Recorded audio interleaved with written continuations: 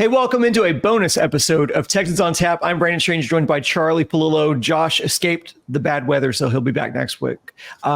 We want to thank those who watched or listened to our draft coverage last week. That was a whole lot of fun. I was looking at the numbers today, Charlie. Half of the people who watched our content over the past month and are not subscribed to our channel, just do us a favor and check. And if you're not, go ahead and hit subscribe. If you appreciate the fact that we don't use corny staged photos of ourselves in our YouTube thumbnails, you've seen them.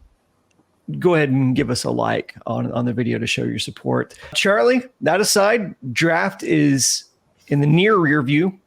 Dust has settled. Let's take a step back and see where the Texans are at and where they're at in the AFC South in the wake of the draft.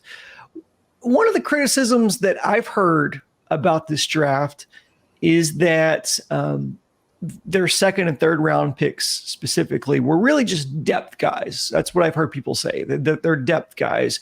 In fact, one of the CBS sports analysts said Texans gorged themselves in free agency and trade, so the draft was really just about the bread and salad to a good meal.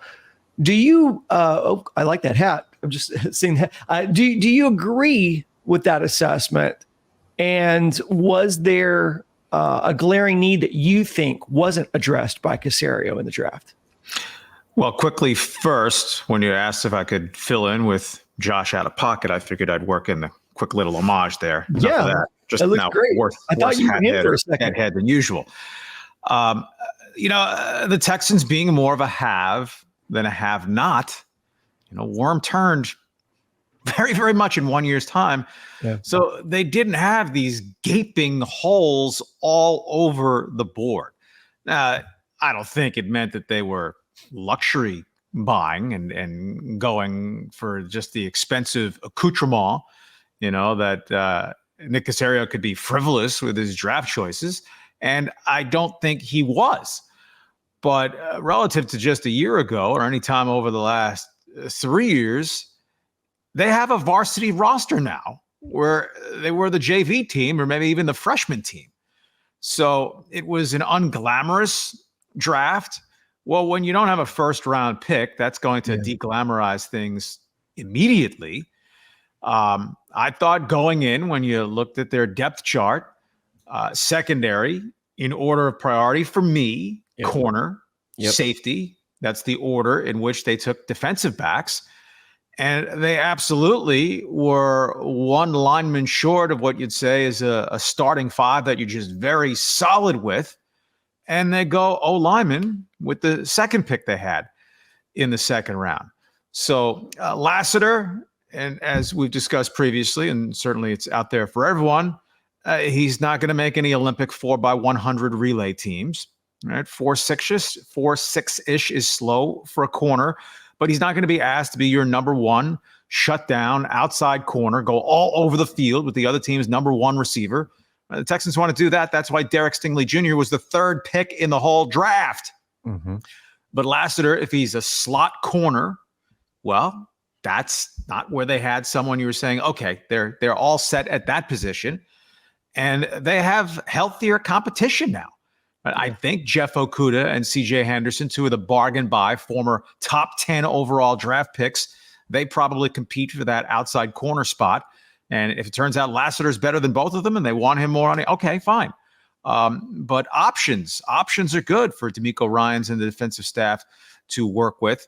Flip it to the offensive side. Now I think it's kind of a three-man battle, right? Tunsil is the left tackle. Juice Scruggs, I'm not saying that he's a made man, but a second-round draft pick a year ago, injury-ravaged rookie season, but he gets full run as their center now. Shaq Mason is clearly the right guard for another year, so that leaves left guard, right tackle. Titus Howard's being paid big right tackle money, played guard, not to particularly favorable reviews, not his preferred position. So what they'll have to work through on the offensive side is you want your five best linemen on the field. Are they better served with Howard at right tackle if Fisher is suitable for guard after having played 2 years as a full-time starting tackle at Notre Dame? Or maybe Fisher can go inside. So I don't think they were, reach picks, or you took guys who are never going to be on the field. Right. The ultimate example of that in this draft was Michael Penix to Atlanta. They may love the guy, but their hope, frankly, is he never plays. Right. Having just signed Kirk Cousins to 4 years, $180 million. Lassiter absolutely is going to get regular run unless he gets hurt or is a flop. Fisher, at least at bare minimum, is a rotation guy who should vault ahead of Charlie Heck, I think, as their third tackle. And how good the players turn out to be determined. So was there a lot of glitz and ooh and ah with any of these picks? No, but that's a function in part of where they were selecting in this draft. Well, Houston added Mixon and a couple of tackles in the draft, as you mentioned.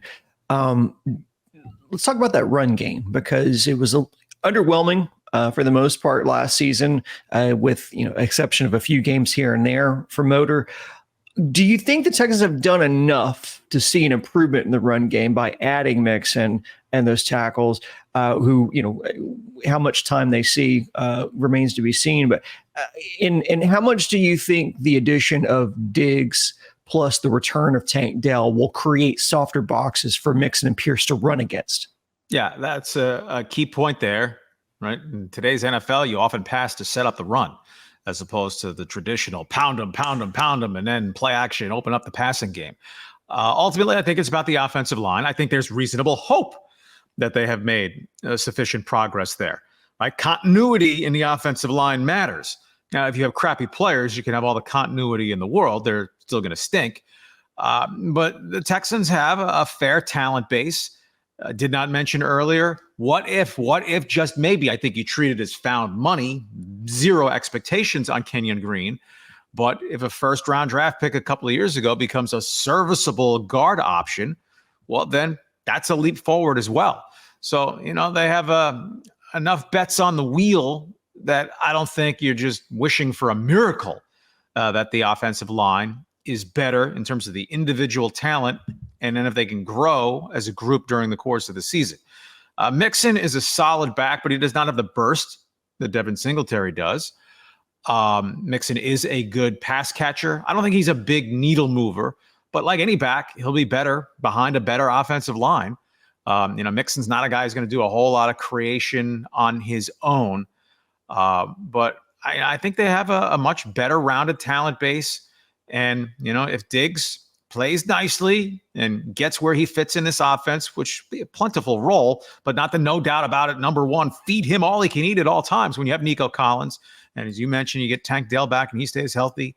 Dalton Schultz, a good pass catching tight end. And then they took an ex-Stroud teammate as the number 2 tight end, or at least to challenge Brevin Jordan for that role. It's a very interesting talent array. And while I don't know, the odds probably don't favor C.J. Stroud being as turnover-proof as he was as a rookie when he was incredible. But overall, Stroud, through a year's experience, and if he has a better pocket and more overall weaponry, how is the needle not pointing in the right direction for the offense? Well, let's talk about where this puts them in the overall picture. I don't think you've been a part of these conversations where we talked about Colin Howard. I think there's a bonus episodes I've been doing with Josh, but Colin Howard, in his way too early predictions, predicted the Texans to miss the playoffs this season, mainly because of the increase in difficulty of schedule. And he also thinks there's, maybe a likelihood that CJ Stroud has maybe some sort of sophomore slump, that he's just not as dynamic as he was in year one, that maybe teams will have a better plan for him in year two, yada, yada, yada. Now granted, to his benefit, or to kind of give him the benefit of the doubt, that was before the Diggs deal and that was before the draft. So maybe he would feel differently now. We have the benefit of seeing those things. But just for reference, he predicted Colts win the division. He thinks Jags have a better chance of getting the wild card. Again, it's just, him putting out a hot take there. But we know now, with the additions of Mixon and Danielle Hunter and Diggs, and now we know who they've drafted. Where do you see the Texans in this AFC South now? All right, first on Colin Howard, tremendously successful show, but let's face it, in the opinion game, he'll talk out of both sides of his mouth. Sure. In consecutive weeks or a month or two later. I believe this adamantly. And then a week later, that's not really what I said, or I'm not going to maintain now. I believe 180 degrees the other way. The click game, the attention game, the listen to me, watch me, hate me or love me, but pay attention to me and all that sort of stuff. I'm going to, dismiss his individual opinion as he knows the Texans inside out. But sure, fallback is possible. You don't necessarily go from really bad to good to great. The Texans are the proper favorite in the division. We've discussed before how the schedule is going to be markedly more difficult. But when you look within the AFC, the second place schedule, as opposed to the first place schedule, is playing Buffalo that much better a draw than playing Miami, is playing Baltimore that much, or more difficult to draw rather, is playing Baltimore that much worse a draw than playing Cleveland, right? In the AFC West, yes, that the Texans play the Chiefs as opposed to Chargers or Raiders or Broncos. That's one where they clearly have it tougher than whoever turns out to be the alternate to winning to the AFC South to them. But the betting odds before the draft had the Texans as a solid favorite. Coming out, they had the Texans as a solid favorite. And as for the Colts, this will be Anthony Richardson's rookie year. Right? He beat the Texans in his opener, and then a couple weeks later, a couple of injuries later, season's over. So if Anthony Richardson can approximate a CJ Stroud level rookie season, which I would bet against, frankly, but then the Colts may well go to the head of the class, right? Trevor Lawrence, I think, has been more hype than performance. He's solid, yeah, but he doesn't look special. Is there a leap in Trevor Lawrence that would then carry the Jaguars with him? Will Levis showed some nice things, but Tennessee's overall roster, I think they still look like a laggard. So, it's not like the Texans are where the Chiefs are within the AFC West, where if the Chiefs don't win it, you'll be what? But I think the Texans remain the proper favorite.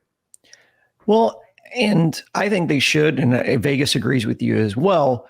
But after winning the division last year and then the offseason additions, Houston, quite frankly, has larger aspirations. And I think probably the more important question now is within the AFC, have they finally been able to leapfrog Baltimore after all these moves? What do you think?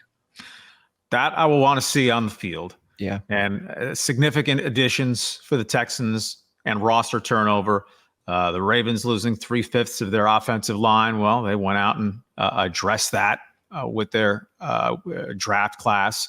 And I just think there's reason to believe in Ravens DNA until something really goes wrong with it.